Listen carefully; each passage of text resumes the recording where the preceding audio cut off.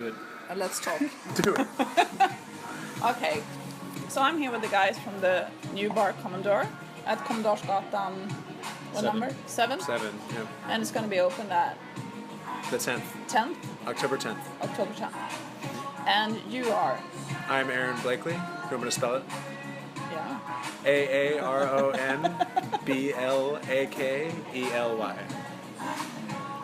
And what are you doing here? I should go next. Why are you connected to the Kommendören bar? Basically, and where do we start? Should we... So Zach used to work. I've gotten pretty good at this story.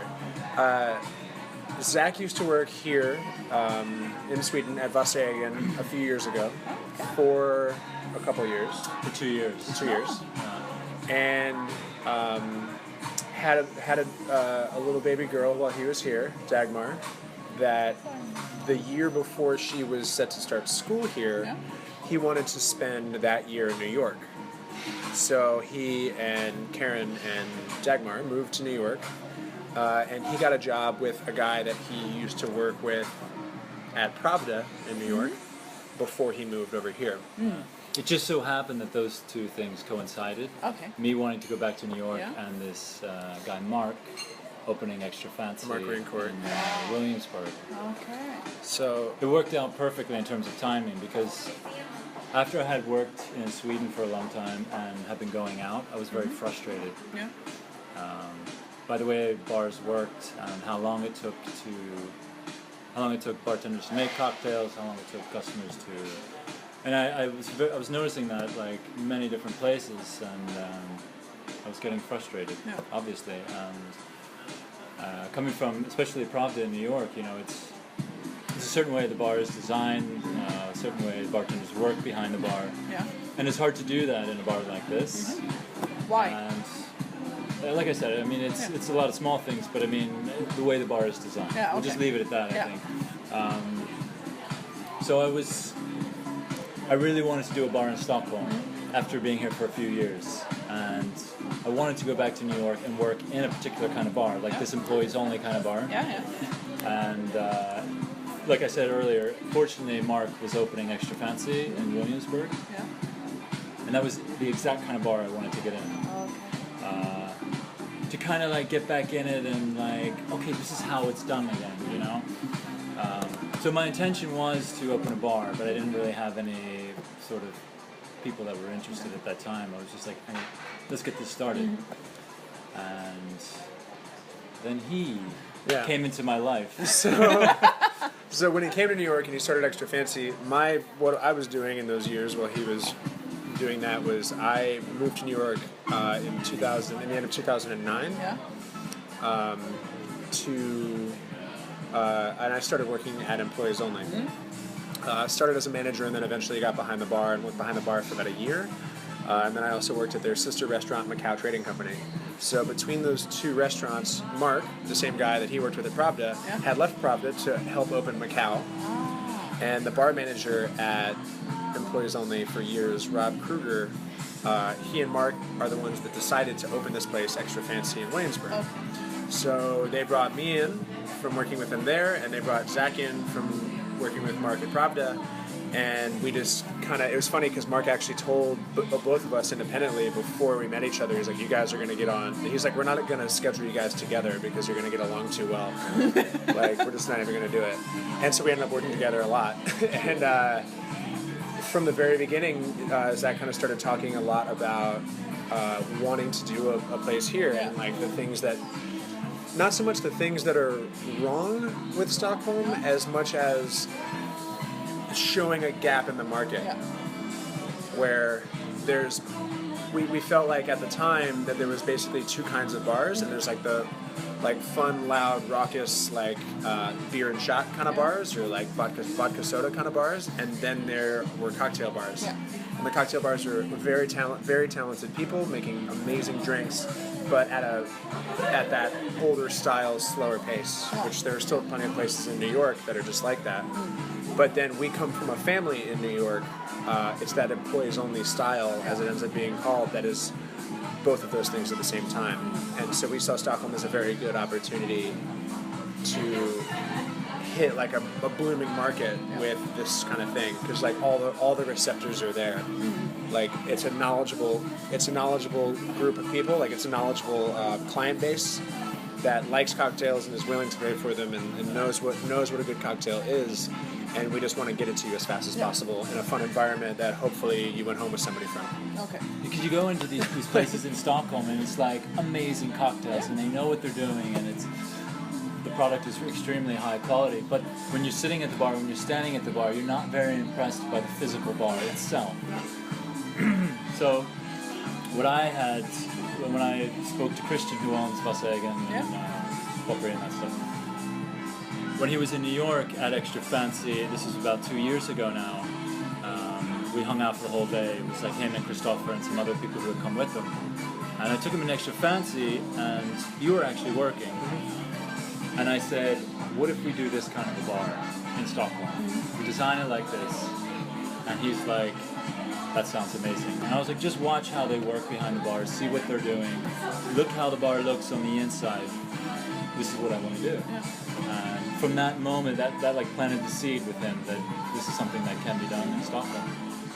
And then it was like, I think like 6 months afterwards, we sent him an email, just like going into detail of all the things that we wanted to do with this bar, how to look, how we want people to work in the bar and stuff like that. And then from that moment on, it was like, all right, basically, when it happens, you guys are going to be the ones to do this for us. Cool. Yeah. And here you are. And here we are, exactly. They started looking for spaces, and they locked something up kind of in the spring, and we just kind of worked everything out. And we, again, like, I think that what's going to be really fun about this bar, and what we really want to make sure is that it's a bartender's bar. It's a neighborhood spot that like we want the whole neighborhood to like come in when they get off of work, come in for dinner 5 days a week, like a place that you're just comfortable being at all the time. But at the same time, we know how important it is to be a friend of the industry, and not that we're not coming in from New York and trying to act like we're going to show all you Stockholmers how to do it. This is how we do it in New York. That is not all what we're doing. Like, we just see a good opportunity here and want to become a part of the cocktail culture and the bar culture that's already here. And I think that's going to be the biggest thing. Is we actually have an event that's a bartenders event on Monday the 13th that we've invited. Don't like think that. No. Okay. Yeah, we've invited all these bartenders from like all the big places, like everywhere, from all the like really most well respected places, Shogut, Hector, like all those kind of places, and because we're really excited to show off the bar to them, because that's one of the biggest problems that we've seen is very good bartenders that are held back by the physical nature of the bar themselves. And because let me just interject. all the bars here are designed by architects, not bartenders. Exactly. No, exactly. Some of these like top-notch bartenders here in Stockholm, they've been going over to New York and they've been doing shifts at like the Dead Rabbit and stuff like that. And I remember one person in particular posted something on Facebook, and they're like, "We need to get our shit together in Stockholm with how we design bars." Yeah. It takes that, and the way I was looking at it was, at some point somebody's going to do this. It's going to happen. I mean, the bar culture has been, competing and catching up with New York and stuff like that, because there's a genuine desire to keep up with trends and stuff like that. And that's a Swedish thing in particular. But so we're just like beating everyone else to the punch, and hopefully set a different standard. And there still will be need for other kinds of bars. It's just we're just adding another kind of bar into the mix. Can you describe the kind of bar that you're gonna have? Well, what's the difference? What's the big difference? So this has always been the hardest thing for us to try to explain, and that's why we're inviting all of these guys to come up and just see it, and like come get in the bar and check it out, because that's been kind of one of the hardest things since the beginning, is dealing with the architects and the contractors and the guys that are making our sinks for us and like all of these things, because they don't believe us. No. Like, no, we do want it to be that height and that depth, and they're gonna go in this place, and they're like, that's not what we do here. And we're like, exactly, because this is what a bartender actually wants. So all the bartenders we've talked to are very, very excited. to come in and check it out. But the thing is and it's kind of what we kind of coined for ourselves because it made it easier to talk about from the beginning with like emailing back and forth with Christian is that what we work is we just call it the system. And so what the system is for us is it's not just how the bartenders are trained, it's not just the physical layout of the bar, it's not just the cocktail list itself. It is how all of those things are put together with thought of all of the other ones. You don't just go, oh, here's the cocktail list, let's make it in whatever bar, and then like, we're just going to put any bar in there because it's going to work out fine, and we're just going to put the bottles wherever we want on the bar that makes that just like every other bar does. Like you're going to come into our bar and people, especially people in the industry, but most people walk in and realize an instant difference is every measurement is important for ergonomics and all that. Like while we were designing it, I read the Henry Ford's autobiography, where he's just talking about like mechanical efficiency and all that kind of stuff. That like it's a factory, and you need to look at a bar in that way. That it's what's holding you back from having a really good interaction with your guest. Is like because all the bartenders are really far away, and they can't ever reach the second row with something, and like the ice isn't in the best place where you can just do it and still work. And then the way our cocktail list works is we have a couple things that we make ourselves, like the occasional little syrup or something like that, but for the most part it's just using good product because there's so much good product out there now, and letting the companies do the work. And then when you buy those things and you put them on the list, then they come out and they just give you support, and then the way things are placed on the back bar is not arranged by like vodka, gin, tequila, rum. It's arranged by like this is a cocktail, that's a cocktail, grouping the bottles together, and all of these different It's things. to eliminate unnecessary steps, and that's this bar right here. It's a very small bar, and there's definitely fills up a lot of people. But if you watch them, it's their job becomes so much harder because there's everything from this side of the bar to that bar. You need to like cross through all the bartenders to get what's over here, and they need to cross over you to get what's over here. There's a lot of like unnecessarily running into each other, and that slows up service a lot. And every single second you can save throughout the night they add up to so much by the end of the show. It feels a little bit like you're creating a kitchen in a bar. Absolutely. Like in the line kitchen with the line chefs, they got their stuff here and just move on this spot. And then you work your own station.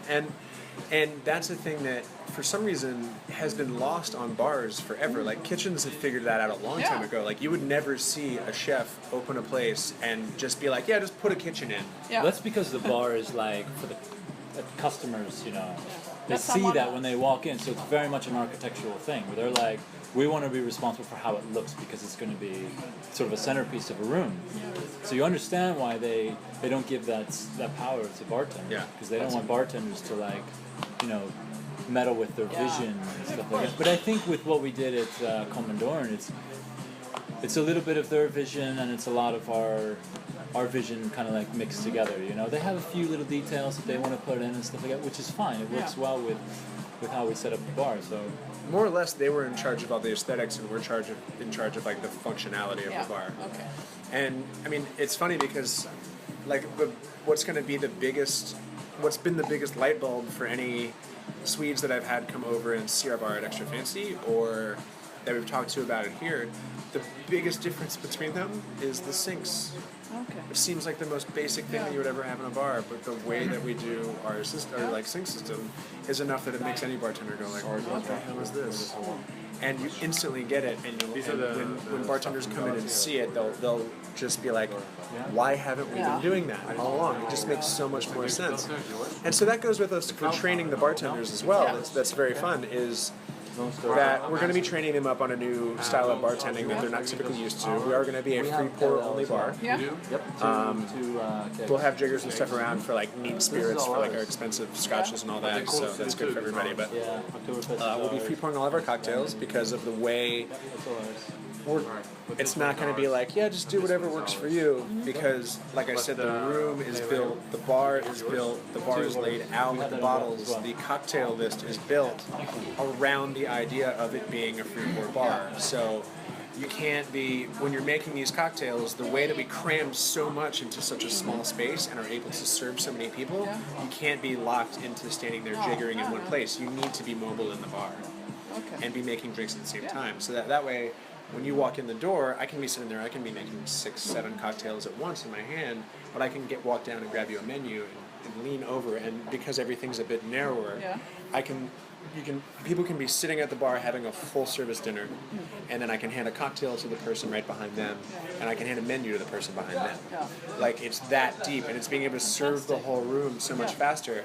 Because, I mean, think of how many times you've been in a bar where you're like, yeah, I do want another drink, but It's like, I gotta get the bartender's attention, I gotta like... waiting there, and they want to order cocktails, but then they end up ordering beers because or moving on to the next place. we're going to another place. that's true. So it's the ability to work a very crowded room as efficiently as possible. It's like efficiency. I want to go back to aesthetics because, you know, when you go into Kommendören, you're going to feel like you're in New York. And that was another thing, you know, we took those guys around to some of our favorite places. Some of like the prettiest bars I've ever And, you know, there was a lot of details that we pointed out. Well, for example, the bar, you know, I wanted the bar to look like Pravda. It's a zinc bar, but it's got these seams. We leave the seams kind of rough. Seams are covered, so it's very like rugged, and it came out beautifully. It should be, you know, it will definitely stand out. So that was one thing for me. I was like, if you really want this bar to impress people, let's fucking go. Sorry, let's go zinc. Another thing is, you know, you show them like pictures of how, you know, back bars are set up, and it's like, you know, the columns that come up on the ends with glasses. It's like, let's incorporate that into our bar. So it's all these like things that we're saying, let's do this, let's do that. Because if you look at a lot of Swedish bars, all the glassware is like right in front of them, so they're just like this. But then that creates that enormous amount of distance. So all of our glassware is going to be on the back. It's all behind and low. And it like looks pretty as away. well. You know, when you look at like the columns on the end, it's going to be pretty with this glassware coming up. You'll hardly see any of the glassware. Like you'll see it on. There's like these 2 little shelves that are like this wide. It's like rocks glasses, columns glasses, stickware. Go all the way to the ceiling, but they're only like this wide, and they're on their end caps on either end of the bar. But then like all of the other glassware is kind of down low and kind of hidden away, and we have space for liquor backups and other stuff behind the bar again for efficiency. And then we're gonna have one of the. I'd be surprised to find a more well-stocked back bar in the city.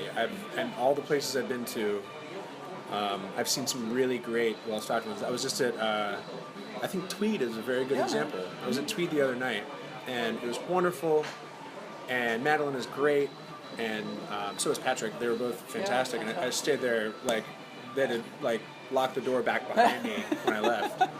That's embarrassing. No, it's a fantastic bar. And it was great. And the drinks were fantastic, and everything was great. And like I started looking around, and you see that like they have this enormous, great selection that is like all on the back bar up high, but then it like goes around, and then it's outside of the bar on like a dresser, and that's look totally over here. They have but this is like customers can just be like, put a bottle of scotch in their But pocket. that's the problem. If when we're done here, go over to that bar and just stand there. You can just pick things up. Like when you come to our bar, it's going to be like you're not going to be able to like reach down in because everything is underneath the bar. Okay. You see what I mean? Yeah, I understand. And so, like, for that, like, so there are bars that have amazing selections. Like, Tweed is a great example. It had a fantastic selection of bottles, but no place to put them and no place to display them and no place that, again, makes it efficient to go get that bottle. So for us, it's like, we're going to have, I think at last count, we're just shy of about 200 unique products that we're going to have in the back bar, just liquors. And it's just going to be a wall of booze the whole way, and it's going to be nice and like nice warm light. I think that's one of the other big, go back to the aesthetics, that's one of the other really big things that I miss about New York bars, and that will be a big thing in ours, is just a soft, warm glow everywhere. No hot spots, not these down on top of us. It's going to be like this nice, warm glow everywhere. We've even found a couple places that light the back bar where it was going to be like a hot spot, but we're like adding trim and making sure everything's all blocked off, so you never see a light source like directly. It's all diffuse, nice, warm light everywhere, and it's just going to be such a comforting place to be. Nice. Big windows the whole way around the front, so tons of daylight during the day, and then just like beautiful at night. What are our opening hours? 4 to 12, Sunday through Tuesday, and then 4 to 1 Wednesday, Saturday. Was, And then we're also going to be doing lunch yeah. and brunch. We're doing lunch on Friday from 11:30, and then brunch Saturday, Sunday from 11:30. Okay. And then we'll do an in-between menu, I think between 3 and 5 or... 3 and 5 or 4 and 6. One So of there'll those be a two. menu, you know. So you can If you're- always eat There'll be something. something. Exactly, yeah. the kitchen won't be closed, No. which is nice. The idea is that it would that the kitchen would close basically an hour before the restaurant closes, but that we would keep a small menu around of like, you know what, just leave the fryer on. Yeah. And like, so you'll never be able to, hopefully, if it works out the right way, it's the plan, is that you're not going to come sit at the bar and grab a drink. If you can come in and sit at the bar and grab a drink, we've got some kind of food we can give you as well. That was fantastic. But It's not just oranges and olives. So you showed me that fantastic gin. Yes. What are your thoughts with the spirits? Are they going to be like this special spirits to make special cocktails? We're going to or- have special spirits, and we're also going to carry like fish shot. Can I please can I please actually answer this question? We're gonna give people what they want. If you you want need to a walk in and you special- want to have a Lone Star beer and you want to And a have shot of Fireball? and a shot of Fireball, We've got you you. can order it. Absolutely. You can like, That's also for the order a- industry. it's for everybody. You know, it's like, and it's so funny because like we're never. There's zero pretension, Yeah. and we're not trying to teach anyone a lesson. And it's not like we're going to carry some of the most beautiful, amazing products that we can get our hands on. I mean, we're looking at one of my favorite tequilas on earth, Fortaleza, that is like almost 1,000 per bottle Yeah. at cost. So we have to charge like a lot for it. I think I looked at it on the number. It's like a lot per centiliter. But If somebody wants it. if somebody wants it, we got to have it. I mean, they had the Reposado and the Blanco at Tweed the other day, by the way. And the other thing is like, if there's something that you want that we don't carry, even if it's all the way down at Fireball or if it's all the way up at the nicest, most expensive scotch you can get, if you want it and you're gonna come in, and I will gladly stock a bottle for you. You know, like if there's a particular thing that you love that you can't find anywhere, if we can get it for you, it's on our back bar with your name. Like, come on in. Like, if it's anything, we've got Blue Curacao and Midori, and like, I mean, we're carrying all those things because, and I'm surprised that it Those took things us. are fun. I'm surprised It's it took us. fun, I'm and surprised it it's took us for over everyone. 22 minutes to say this. Bars are supposed to be fun. Yeah. That's like our biggest motto about it. It was like that's what, and all that stuff, all the aesthetics, all the selection, all the efficiency, everything, all comes down to making it fun for everybody. You're not And going to that walk in and starts find a behind the guy with bar. like a waxed mustache taking himself too seriously. Yeah, probably on his phone or outside the bar smoking a cigarette or something like that. Like our bar will never be without a person behind it. No. Like good. always. Yeah. Attentiveness, just number one. And it's because again, like it comes down to it being the most fun time you have. Like we are in a business that is a luxury item. Like no one needs to come have a cocktail. It is always a luxury item, and so that person that is willing to come and spend their hard-earned money on something that's a luxury should get treated absolutely the best and should never be made to feel like what the thing that they love spending their money on is wrong in any way. Yeah, exactly. You want a kettle soda? I will make you 10,000 kettle sodas, please. You're paying our rent, please. Like, there's no You shouldn't need be to ever turn intimidated anybody as a away. customer walking No. in there. Never. You know, if you, like you said, you should be able to order what you want. It's no problem. No. You know. And I don't know if you remember much about Friday, like how we did it. I don't know if you could see what was going on as much, but like that's was the funniest thing about that night, especially for me because this is it was my first night bartending in Stockholm. I'd heard so much about it for years, and been involved in it, but never actually working. Of like people walking in and just kind of like not really knowing what's going on, and then just putting a menu in front of them and a napkin down, and they're like, "Great, okay, then it's on me. We're having cocktails." Yeah. Like It's it not just. so intimidating to sit Yeah, it's not like, I'll just have a beer, or I'll just have a It's very wine. inviting. It's like we know that you're here, and we know that you're thirsty. Take a look at our menu, and we'll go from there. You know what I mean? Yeah. So who's in your team? Who's going to work behind the bar? Me and Zach, Yeah? off the bat. Jens. who's Jens your- Dahlberg. Jens Dahlberg, yeah. Yeah. Daniel Oss. Joachim Halberg. Very good. Aaron Anderson. He's a bartender from London. Okay. He lives here now, but he works at a few other places in town.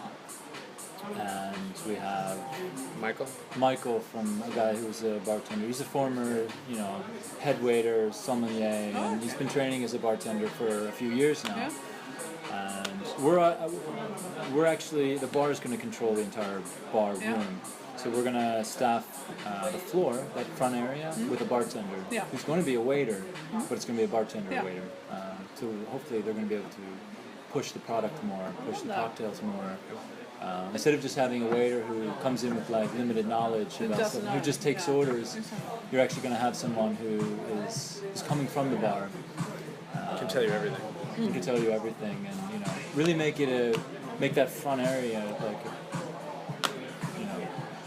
complete bar experience. Yeah, because the restaurant is kind of an L shape, and you come in it's a corner entrance, and you come in on that corner, and it's just like this beautiful like white subway tile, the entire room, white ceiling, zinc bar, Think mirrors, Pastis or Schiller's in New York. Just It's the same subway tiles. Just beautiful, beautiful bar room, and then in the dining room, it's like through a little passageway just past the bar. That's the whole dining room, and it's like the subway tile comes up about halfway, but then it's just like this beautiful kind of like, it looks like it's like all the walls look like it's been there for 100 years, just like this kind of like older looking paint and like knockdown stuff the whole way. And so the good thing about that is they will be taking full reservations and all that for like up through parties of like 15 or 16, I think. And the bar room will not be. The bar room will be kind of its own entity. You can still have a full dinner, you can still do all those things, but you're going to be served by one of the bartenders, which will be working the floor, like not. So it's from not going to be not like normally in Stockholm you'll have like a bartender come out when he's not busy or something like that. But no, you're actually going to have. You're going to have a proper server, but it's going to be. Floor. Yeah. But it's going to be run by the bar the whole way, and Joachim's actually, so he's our bar manager, and so he's going to be one of those guys that's going to be like ever present. The host. Yeah, kind exactly. Of guy. Because that's perfect Like that. for him. That's he's exactly the person we needed for that. And so how many seats in the bar? at the bar itself is around 10 bar stools. A little more, a little less. We'll see once we can actually get the stools in there and see how many we can cram. And then there are several tables that line the rest of the room. Okay. That probably seat about 30, 35. I think it's 20. More on the.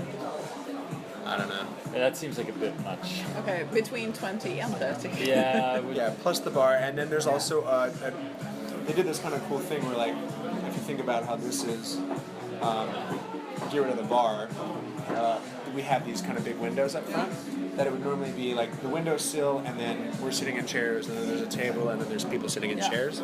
They actually made these really cool, they're like wooden benches, kind of, that are beautiful, and they're up a little bit higher, so you're not like sitting down in the bar with people's butts in your faces. And they've got like their own little footrest built onto them that are in that windowsill. So the seats actually start here, which means the table can start here, which means the people on the other side are sitting here, which means there's that much more room to the bar. Okay. So we've got plenty of room for a standing room if we get very busy. And then in between there's like these columns which will have like a ledge, small ledge. So if you're at the bar and it's really busy, you can just step away and then there's a place to lean, kind of like between the tables.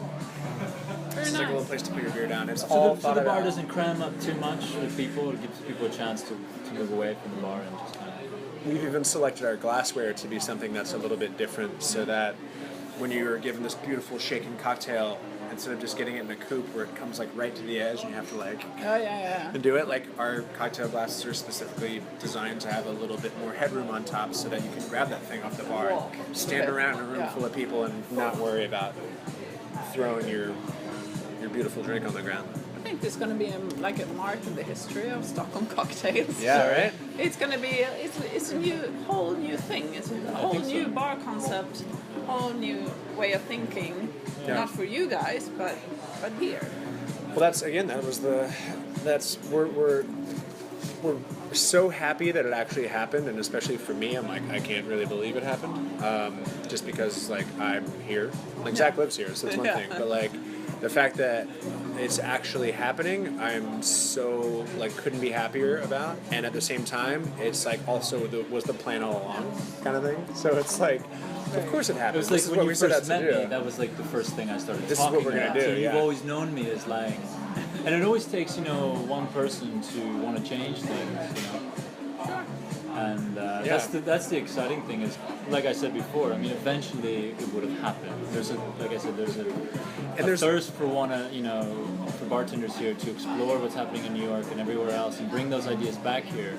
So the culture's been growing the last 10 years, but this is one major piece of that puzzle that I have always felt is lacking. And I was just like, if I can do it, if I can find a way, you know, let's make it happen. So how does it feel when you're almost there? We'll tell you next Friday. Yeah.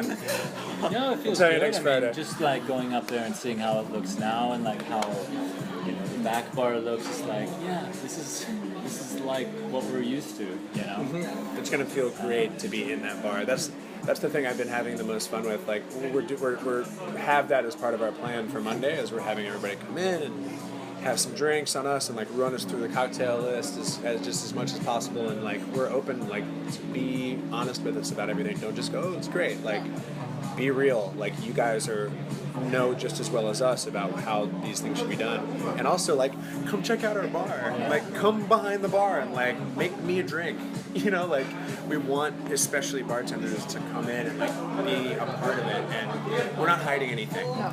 It's not like we're not holding back on, like, we're not gonna be like, oh no, we're not gonna show you how to do this kind of thing, because like it makes the whole community get better, and it makes it, you know, if anyone steals any one thing from our bar that makes their bar more efficient, I'm gonna enjoy their bar that much more. It's like the burger culture, and it's like flipping burgers. You know, they came in with a brilliant product, and it changed the entire landscape, the way people make hamburgers in Sweden. I mean, this is 5 years ago. Now everywhere you go, you can order a good burger. Yeah. So it's been great for Burger. the culture in Stockholm. And I actually saw on Huffington Post they did the 5 best hamburgers outside of the U.S. Number 1 was flipping burgers. That's great. Stockholm. Number 1.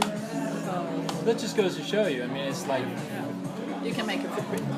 yeah. I mean, if this makes bars better in Stockholm, then it's great that we have better it's great places for to go everyone. in Stockholm. I love having better all the And time. there's no, you can't have like too many. You know, you go to New York and there's all these great bars, and they still have their own individual characteristics. If you know what I mean? It's just adding something else to the flavor of the bars in the city. So.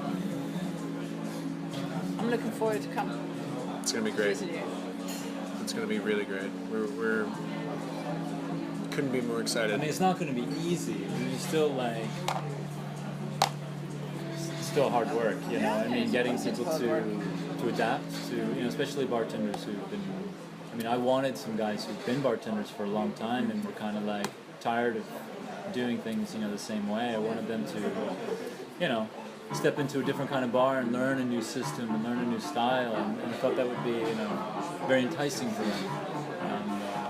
So we have a few of those people, and it's good for our bar. You know, they know a lot of people, and we really want it to be, you know, an industry place for like Sundays and Mondays. We really want to pack that place with, you know, people who work in restaurants in town.